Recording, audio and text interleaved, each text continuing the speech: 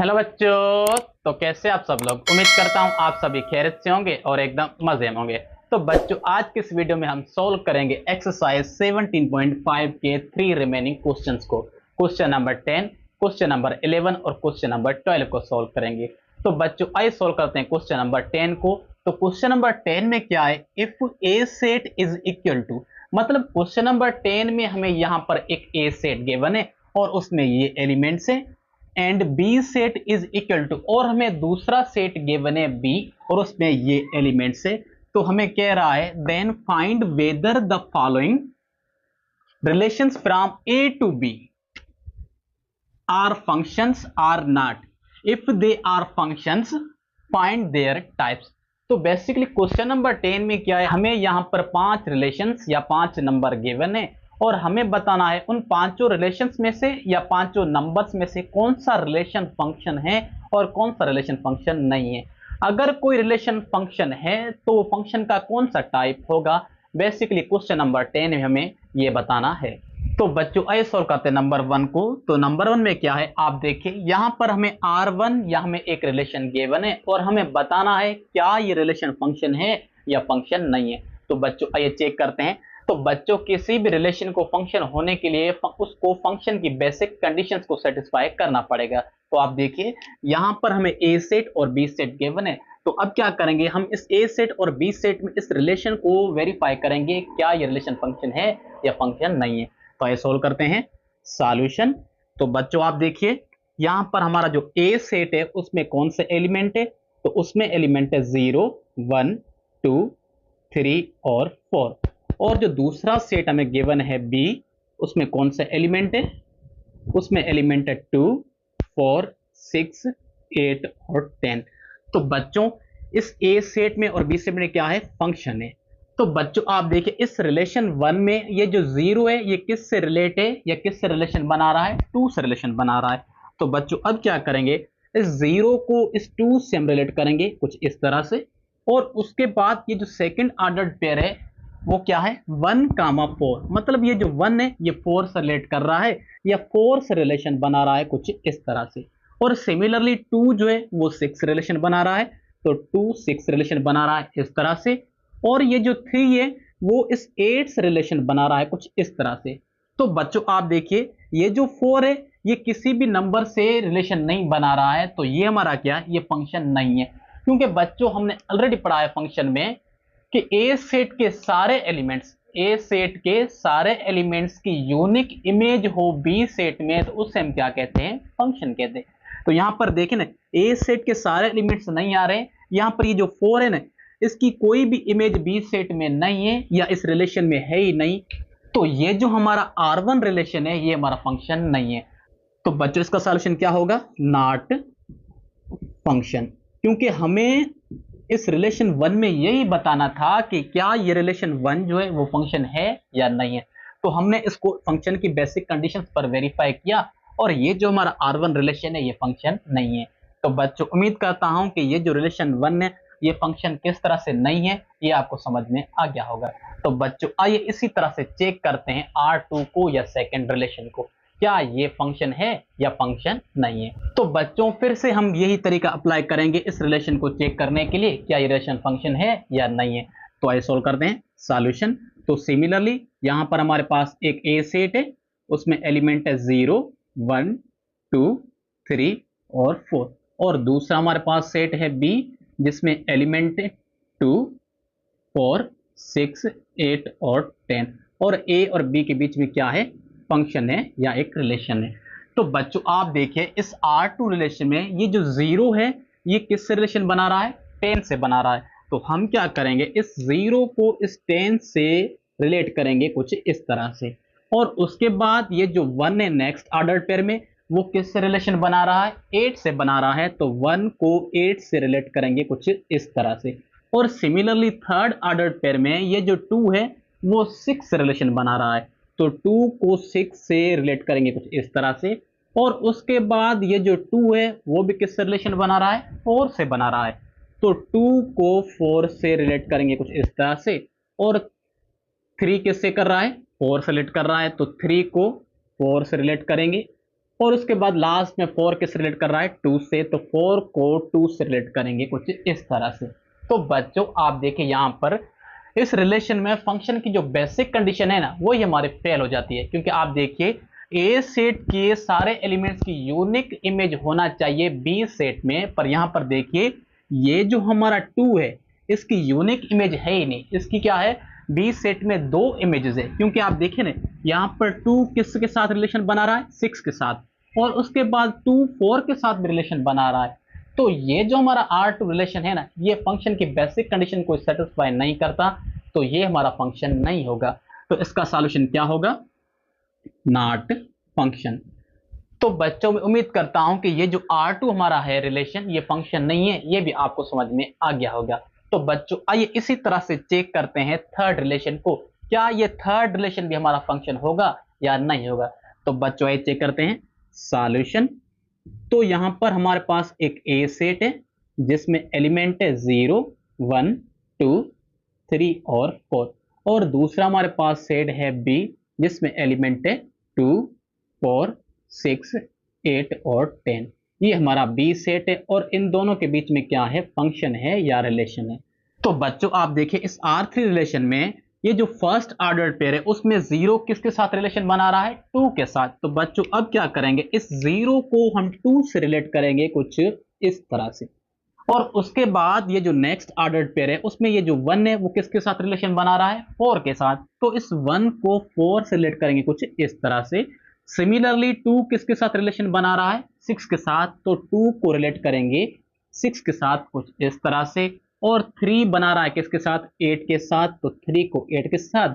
और सिमिलरली 4 जो है वो किसके साथ, 8 के साथ। तो यहां पर ये 4 जो है वो 8 के साथ रिलेशन बना रहा है कुछ इस तरह से। तो बच्चों आप देखिए यहां पर ए सेट के जो सारे एलिमेंट्स है उनकी यूनिक इमेज हमें मिल रही है किसमें, इस बी सेट में। तो बच्चों हम कह सकते हैं कि ये जो हमारा R3 रिलेशन है ना ये हमारा फंक्शन है, क्योंकि ए सेट के सारे एलिमेंट्स एसोसिएट हैं इस बी सेट के किसी खास या किसी यूनिक एलिमेंट से। तो बच्चों आप देखिए ये जो R3 रिलेशन है ये फंक्शन की बेसिक कंडीशंस को सेटिस्फाई करता है, तो इसलिए ये जो हमारा R3 रिलेशन है ये हमारा क्या है, फंक्शन है।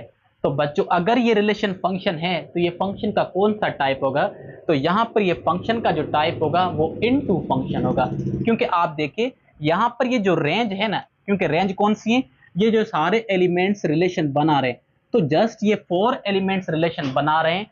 तो यहां पर बी सेट में ये जो रेंज है ये सबसेट है किसकी, बी सेट की।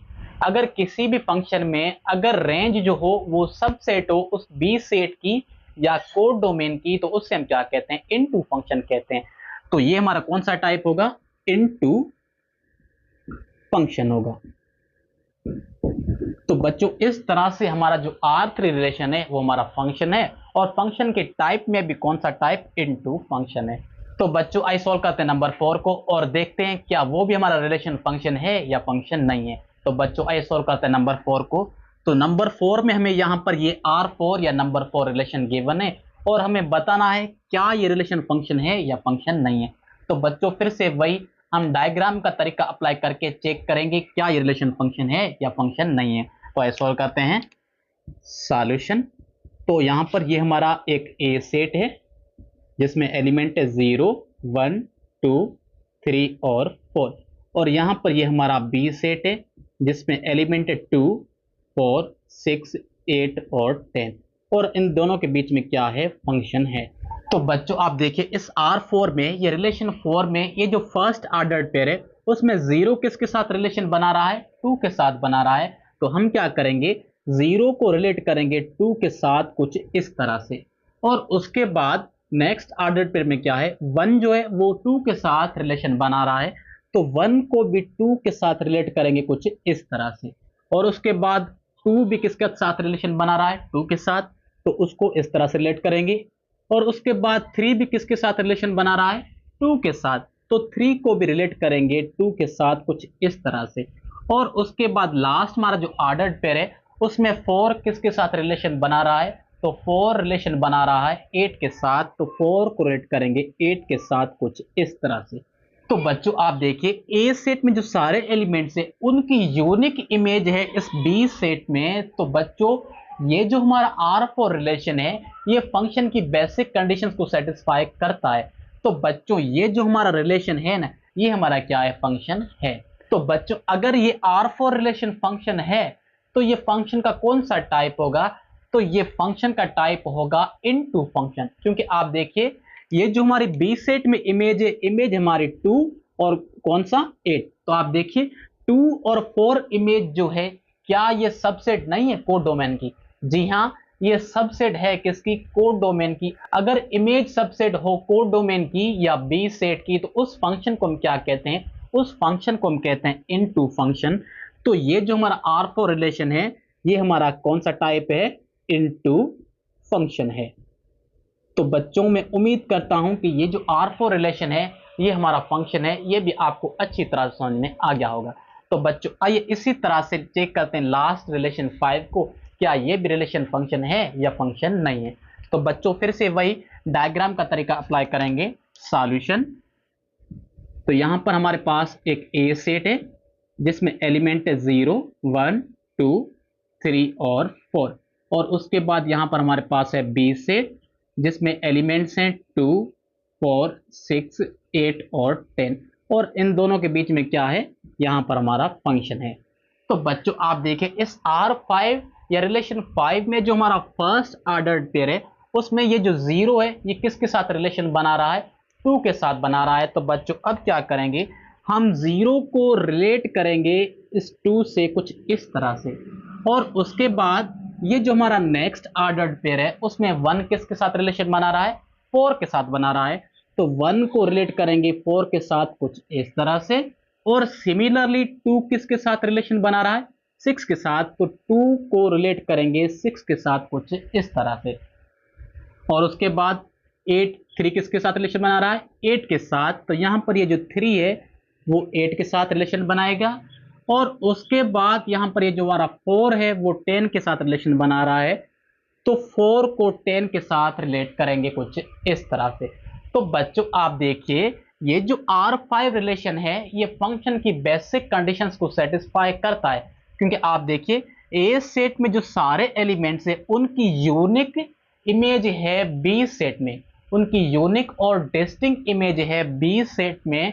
तो बच्चों ये जो हमारा R5 रिलेशन है ना, ये हमारा क्या है, फंक्शन है। और अगर R5 रिलेशन फंक्शन है तो ये फंक्शन का कौन सा टाइप होगा, तो ये हमारा रिलेशन फंक्शन का टाइप होगा 1 1 एंड ऑन टू फंक्शन होगा। क्योंकि हमने ऑलरेडी पढ़ा है 1 1 फंक्शन में क्या होता है, ए सेट के सारे एलिमेंट्स की यूनिक और डिस्टिंक्ट इमेज होती है बी सेट में। और ऑन टू फंक्शन क्या है, ऑन टू फंक्शन में क्या है कि जो इमेज हो वो बराबर हो किसके, बी सेट के या कोड डोमेन के, तो उसे हम क्या कहते हैं, ऑन टू फंक्शन कहते हैं। तो इस रिलेशन में हमारे दोनों फंक्शंस वेरीफाई हो रहे हैं, तो इसको हम क्या कहेंगे, both 1 1 and onto function कहेंगे। तो बच्चों ये हमारा कौन सा फंक्शन होगा, बोथ होगा, both 1 1 and onto function होगा। तो बच्चों मैं उम्मीद करता हूं कि ये जो R5 रिलेशन है ये किस तरह से फंक्शन हुआ है, या हमने किस तरह से इसको चेक करके बताया है कि ये फंक्शन है या फंक्शन नहीं है, ये आपको अच्छी तरह समझ में आ गया होगा। तो बच्चों इस तरह से हमने एक्सरसाइज 17.5 का जो क्वेश्चन नंबर 10 है ना उसको हमने कंप्लीट कर दिया है। और मैं उम्मीद करता हूं इस क्वेश्चन नंबर 10 में जो भी नंबर्स थे या जो भी रिलेशन थे वो आपको अच्छी तरह से समझ में आगे होंगे। तो बच्चों आइए सॉल्व करते हैं क्वेश्चन नंबर 11 को, और क्वेश्चन नंबर 11 में है क्या, Which of the following is 1 1 function or 1 1 correspondence। तो बेसिकली बच्चों क्वेश्चन नंबर 11 में क्या है, हमें 3 नंबर्स गिवन है और हमें उन तीनों नंबर्स में से बताना है कौन सा नंबर 1 1 फंक्शन है और कौन सा नंबर 1 1 करस्पोंडेंस है। तो बच्चों आइए देखते हैं नंबर 1 को। तो बच्चों आप देखिए इस ए सेट में जो सारे एलिमेंट्स है उनकी डिस्टिंक्ट इमेज है इस बी सेट में। तो बच्चों हम इस नंबर 1 को क्या कहेंगे, 1 1 फंक्शन कहेंगे, क्योंकि आप देखिए 0 की इमेज है 4, 1 की इमेज है 6 और 2 की इमेज क्या है 7 है। मतलब ए सेट के सारे एलिमेंट्स की यूनिक और डिस्टिंक्ट इमेज है इस बी सेट में। तो ये जो हमारा नंबर 1 है ना, ये हमारा क्या होगा, 1 1 फंक्शन होगा। तो सॉल्यूशन आपको सिर्फ यही बताना है कि इनमें कौन सा फंक्शन वन वन फंक्शन है और कौन सा फंक्शन वन वन करस्पोंडेंस है। तो सॉल्यूशन ये हमारा क्या होगा, वन वन फंक्शन। तो बच्चों यही हमारा क्या इसका सॉल्यूशन है। तो बच्चों आइए देखते हैं नंबर 2 को, क्या नंबर 2 हमारा वन वन करस्पोंडेंस है या हमारा वन वन फंक्शन है। तो बच्चों ये जो हमारा नंबर 2 है ना, ये हमारा वन वन करस्पोंडेंस है, क्योंकि हमने ऑलरेडी पढ़ा है वन वन करस्पोंडेंस में कि अगर हमारे पास ए और बी दो नॉन एम्प्टी सेट्स हैं तो उनके बीच में वन वन करस्पोंडेंस तभी होगी जब ए सेट के सारे एलिमेंट्स एसोसिएट हो बी सेट के किसी डिस्टिंक्ट एलिमेंट से, तो उससे हम क्या कहते हैं, वन वन करस्पोंडेंस कहते हैं। तो आप देखिए यहाँ पर ए सेट के जो सारे एलिमेंट्स हैं वो एसोसिएट हैं बी सेट के किसी डिस्टिंक्ट एलिमेंट से, तो इससे हम क्या कहेंगे, वन वन करस्पोंडेंस कहेंगे। तो बच्चों इसका हमारा सॉल्यूशन क्या होगा, तो इसका हमारा सॉल्यूशन होगा वन वन करस्पोंडेंस।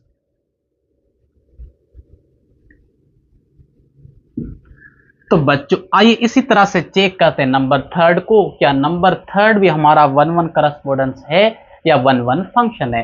तो बच्चों आप देखिए इस ए सेट के जो सारे एलिमेंट्स है उनकी डिस्टिंक्ट इमेज बी सेट में नहीं है, क्योंकि आप देखिए इस 1 की इमेज भी 6 है और इस 2 की इमेज भी क्या है, 6 है। मतलब इन दोनों की डिस्टिंक्ट इमेज नहीं है, इन दोनों की सेम ही इमेज है।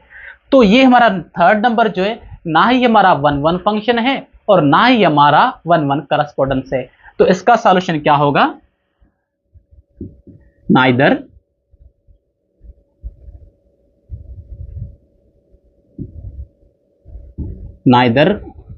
वन वन नार वन वन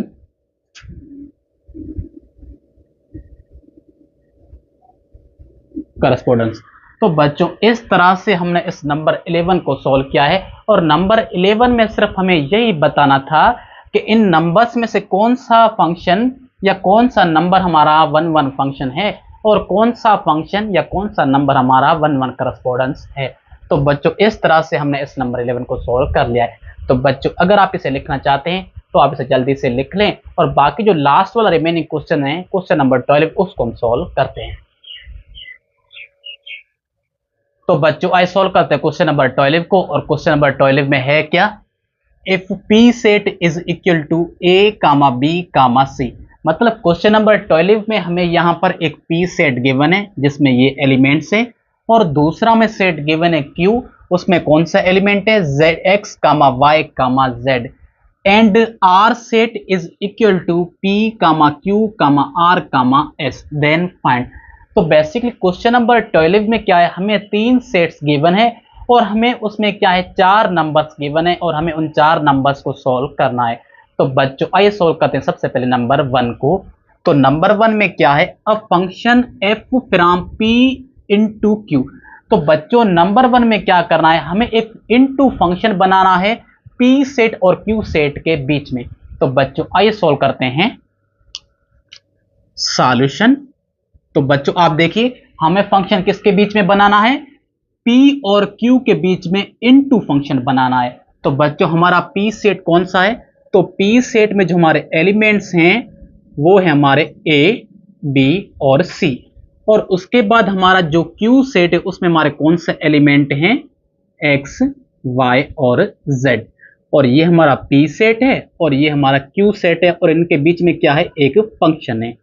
तो बच्चों हमें ऑलरेडी पता है कि हम इनटू फंक्शन किससे कहते हैं, अगर हमारी रेंज जो हो फंक्शन की वो सबसेट हो किसकी, कोड डोमेन की या उस गिवन सेट की, तो उस फंक्शन को हम क्या कहते हैं, इनटू फंक्शन कहते हैं।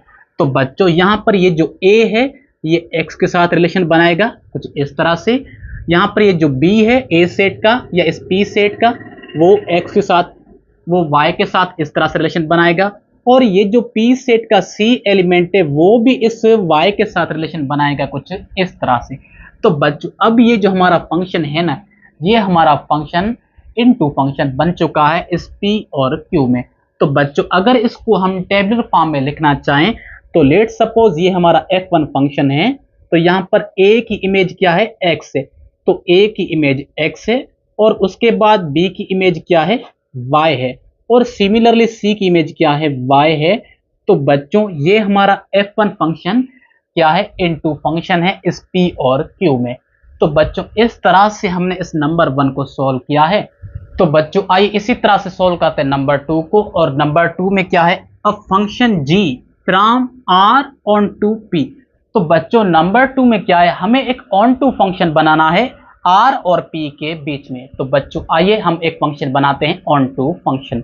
तो सॉल्यूशन, तो बच्चों हमारा जो फंक्शन है वो इस r सेट और p सेट के बीच में कौन सा फंक्शन है, ऑन टू फंक्शन है। तो यहां पर ये हमारा क्या है, एक r सेट है और r सेट में कौन से एलिमेंट है, p q r और s। ये हमारा एक r सेट है। और यहां पर ये हमारा सेट कौन सा है, p सेट, जिसमें एलिमेंट्स हैं a b और c। तो बच्चों इनके बीच में क्या है, एक फंक्शन है।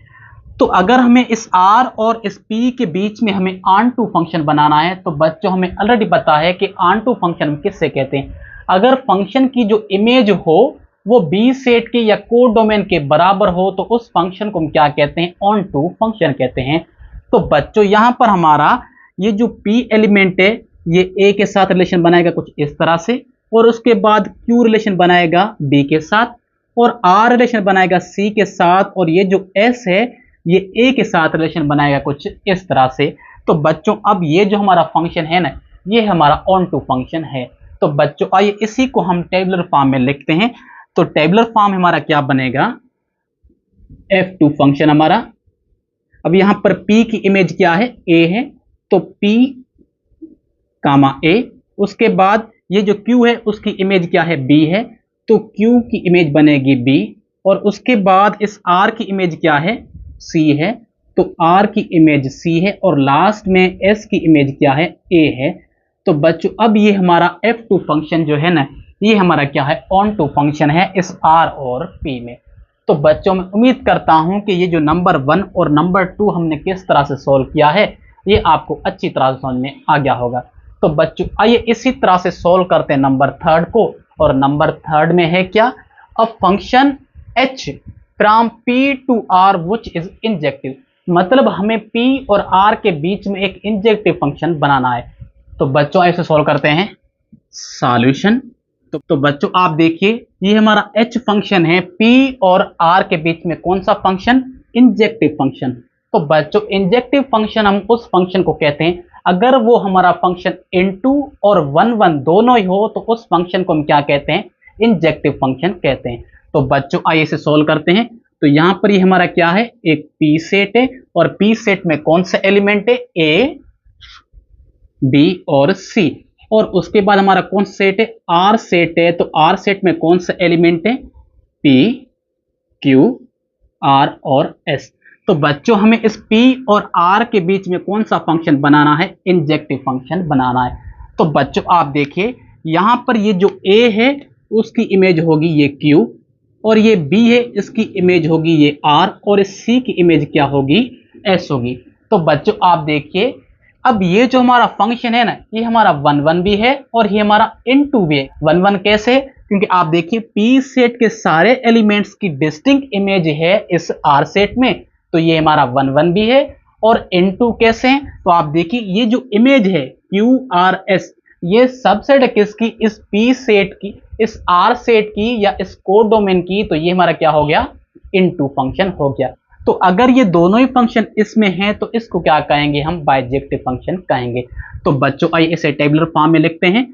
तो f3, तो बच्चों आप देखिए इस a की इमेज क्या है, q है, तो a कामा q, और उसके बाद b की इमेज क्या है, r है, तो b कामा r, और उसके बाद इस c की इमेज क्या है, s है, तो c कामा s।